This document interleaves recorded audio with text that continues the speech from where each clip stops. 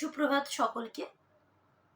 আজকে এখন আমাদের অনলাইনে বাংলা বিষয়ে যে ক্লাসটি হবে সেখানে আমরা যে বিষয়টি শিখব সেটি যেটা আগের দিনকে চলছিল এক্কা গাড়ি নামক যে পাঠ্যাংশটি, সেই পাঠ্যাংশের শেষ পর্যায়ে আমরা এসে পৌঁছেছি।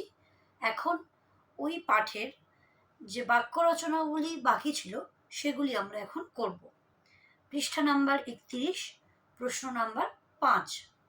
প্রথম বাক্য রচনা, পক্ক কেশ।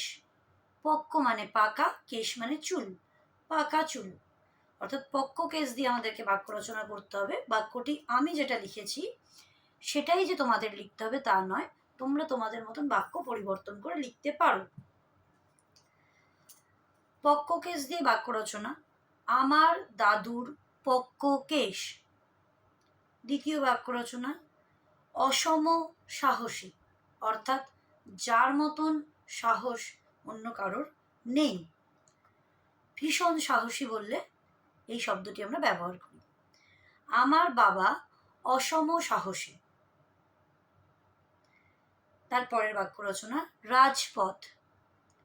রাজপথ দিয়ে গাড়ি চলে। এরপরের শব্দ, মুক্তোর মালা। আমার মুক্তোর মালা আছে। এরপরের শব্দ, বাক্স। বাক্স দিয়ে আমরা যে বাক্য রচনাটি করেছি সেটি হলো, বাক্সের মধ্যে জিনিস থাকে। এরপরের শব্দ, রসিক। আমার বাবা রসিক মানুষ। এবং আমাদের আজকের শেষ যে বাক্য রচনাটি সেটি হচ্ছে শিক্ষকতা। আমার মা শিক্ষকতা করেন। শিক্ষকতা মানে কাউকে শিক্ষা দেওয়া, যেটা এখন আমরা করছি সেটাই এই শব্দটি। তাই জন্য আমরা লিখেছি আমার মা শিক্ষকতা করেন। এই বাক্য রচনাগুলির PDF আমি গ্রুপে দিয়ে দেব, সেটা দেখে তোমরা তোমাদের খাতাতে লিখে রাখবে। আমি পরবর্তী সময়ে এটি কারেকশন করে দেব।